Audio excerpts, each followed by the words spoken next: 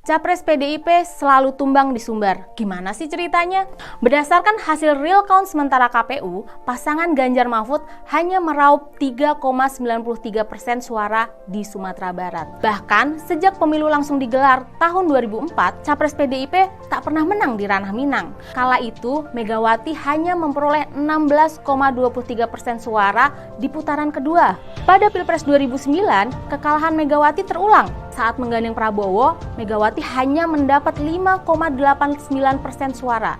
Kekalahan ini berlanjut di era Jokowi. Selama 2 kali pemilu, Jokowi 2 kali kalah. Pada 2014, Jokowi hanya memperoleh 23,08%, sementara tahun 2019, Jokowi keok dengan 14,08% suara. Kira-kira apa yang membuat Capres PDIP ini selalu tumbang di Sumbar? PDIP di Sumatera Barat sebenarnya tidak punya masalah yang krusial, tapi memang ada sejarah kelam antara masyarakat Sumatera Barat dengan PDRI dengan Bung Karno yang kemudian diasumsikan adalah alasan kenapa PDIP tidak pernah punya sejarah yang kuat di Sumatera Barat. Nah, kemudian ada faktor lain karena sosok figur Megawati yang kemudian tidak terlalu populis di Sumatera Barat, walaupun beliau berasal dari Sumatera Barat dan punya darah Minang lah.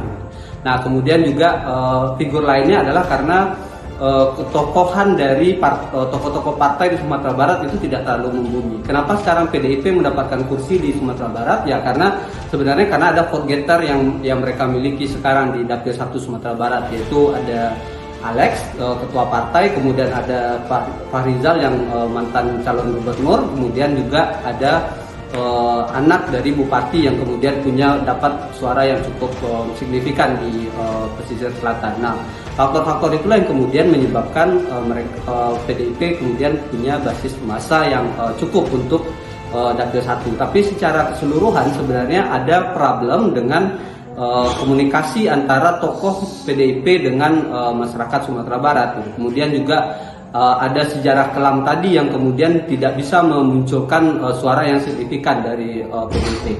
Selain faktor historis, ideologi juga dianggap mempengaruhi tumbangnya suara Capres PDIP di Sumbar.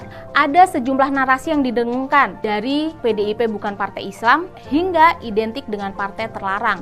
Namun sebenarnya jika dibandingkan dengan partai-partai berbasis Islam, partai nasionalis lebih sering menang di Sumbar. Misalnya saja, tahun 2004 Golkar menang, pemilu 2009 Demokrat menang, pemilu 2014 Golkar yang menang, lalu pemilu 2019 Gerindra yang menang. Jangan salah juga, PDIP juga bertanduk di sejumlah wilayah.